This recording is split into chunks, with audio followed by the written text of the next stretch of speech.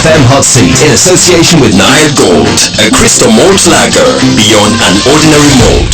Join us in this discussion by sending messages 6933 or send them via our Facebook wall. People sending, if you want to send a message to my private phone number, please. I don't have it in the studio, so I won't be able to pick it up.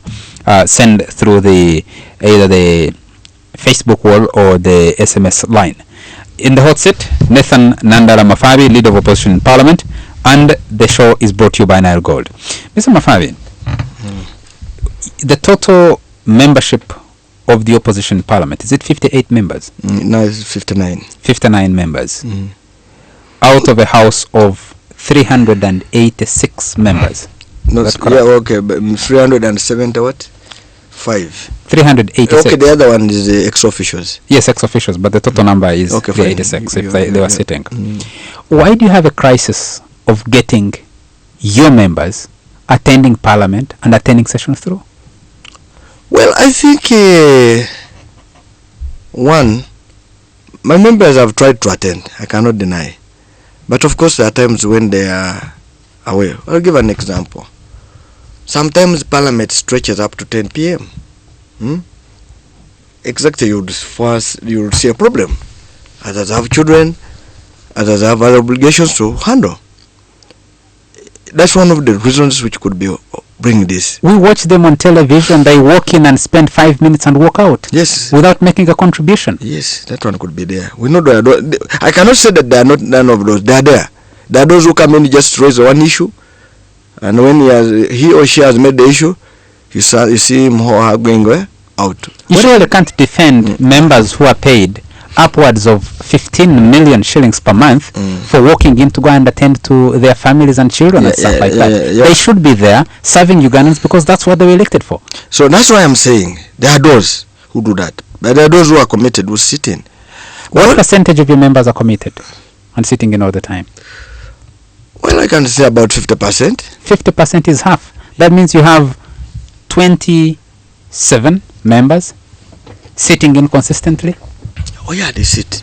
But in the face of the kind of challenges you encounter with the ruling parties having such overwhelming numbers, do you have another strategy on how to pursue an agenda as a significant minority government? Yes. What is that? What we have to do is one important thing is that we should be able to be relevant by raising issues.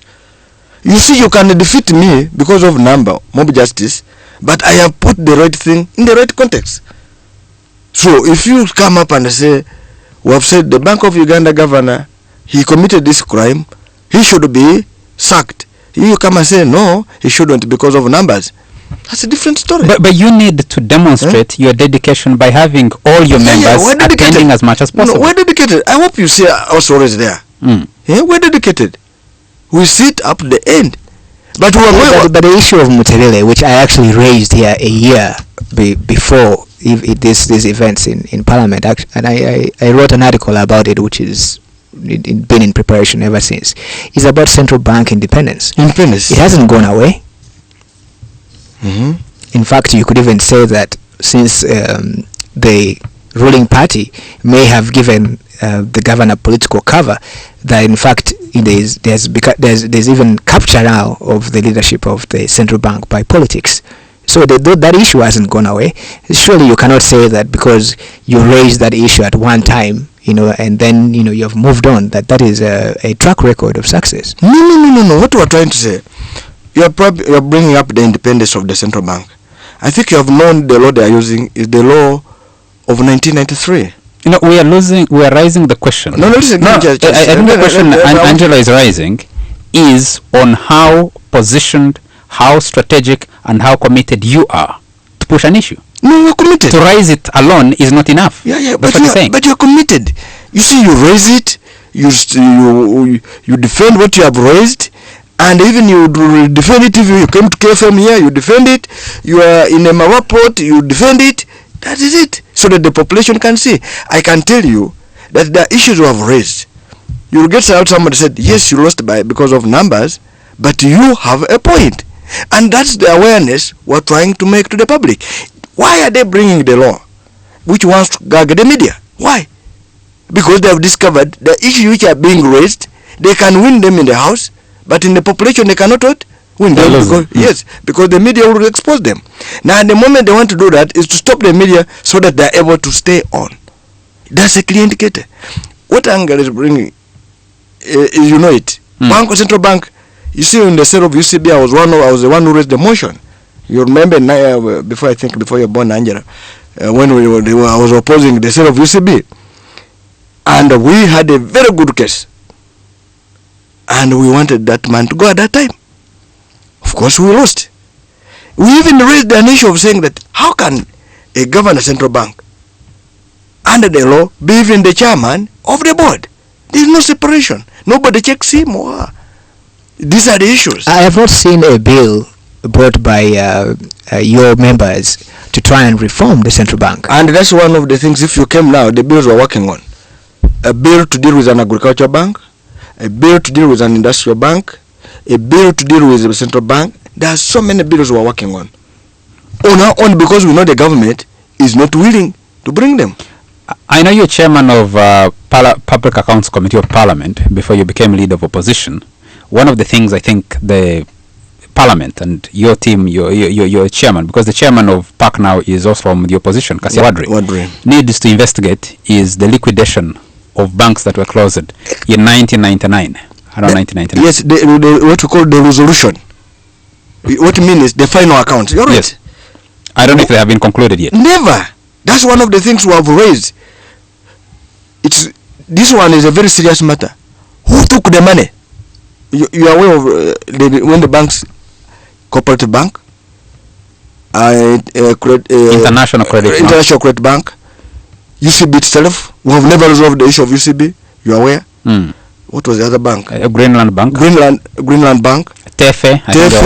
Trust. There was also Trust Bank. Something. But also, you have never, in fact, not let me say, not just the opposition, but the administration of the central bank has been hiding behind its so-called independence. I know for a fact because the monitor gave me an assignment before the current government, it was years ago, try and give an account how this liberal economic system of ours had operated. But administratively, I think that there are major issues there, and from time to time we get these sneak peeks at how the bank is managing its own affairs, and I have not yet had, despite people making noises about central bank independence, any attempt by any institution, including the IGG, and I've raised it with them, to try and lift the veil of the bank and give an account, because now that we have seen that the bank is actually not independent or is independent by name, surely this should be an important issue. The only reason I raise it is because the government is about to table the public finance bill. I have looked at the bill. It offers administration of the public finance with the central bank right in the middle of it. But it has a huge section on oil revenues.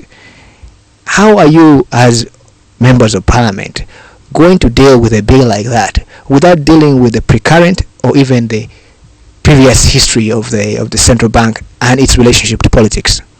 You're right, central bank should be independent on some issues. For example, managing the micro and macro whatever and the micro issues. You understand? But in funds of the public, you cannot say you're independent. As we talk now, the bank is indebted to 116 billion. That means it has no working capital. So what it means is that you, the taxpayer, must get 116 billion and inject in the bank first to clear that account, then add in more money. So they are looking at about 200 billion. What did they spend the money on? Of course, you see, they are saying they make losses. They are making losses. But we have made a mistake. I can tell you, which I agree with you. If you look about the liquidation of the bank, when I was chairman of national economy, we raised many of those issues. We wrote to the bank. We said we need the resolution of the banks. And the account, what happens? The end accounts, the final accounts as we saw the bank. We did that. It is again recently when we pulled up, we said Minister of Finance, we want to understand that. Then when the issues were coming up, the Director General has raised it as something, but small, but it's very good. It should be an entry point for now Parliament to demand if you look at in the accounts of the treasury, it's an entry point now for Parliament to demand the accountability of the bank. And one of the I think the problem, Honorable Mafabi, is that you look at the reforms of the central bank not as a platform for you to propose alternative policies to endear yourself to your voters, but you look at it as just another contest between you and the ruling party. This is the problem. No. By the way, not. You are trying to score political points against the ruling party instead of attempting to reform an important institution, which, by the way, will be here regardless of whether you are in power tomorrow. No, that's true. By the way, that's why we're talking. These are issues which have no politics. If we're talking should about have no politics. Exactly, should have no politics. If you have seen how we talk about the central bank should work very independent, as the law says, but also its finances must be known. You remember when I think Reagan, Chairperson Reagan, tried to raise it. The man, because he wanted to hide under the independence, said, I'm not supposed to appear before that committee. But I think they pushed the point, and I think he eventually came.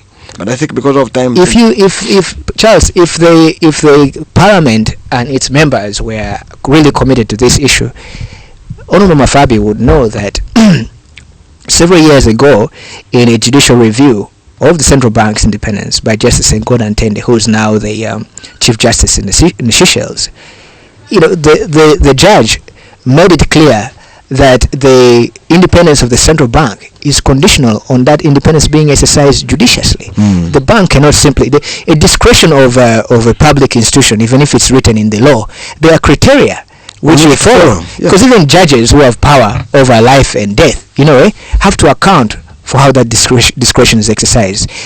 The independence of the central bank has been pierced already by a judicial decision. If you wanted to compel that bank to account properly, you would, but you have not led such a movement like that, because you only wait for an opportunity to make Mutabila look bad, to push the appointing authority and to score political points. No, I think because the opposition in Parliament, small, is also fractured significantly. Let's take the break and come back to this discussion. It's live. It's hot. Provocative.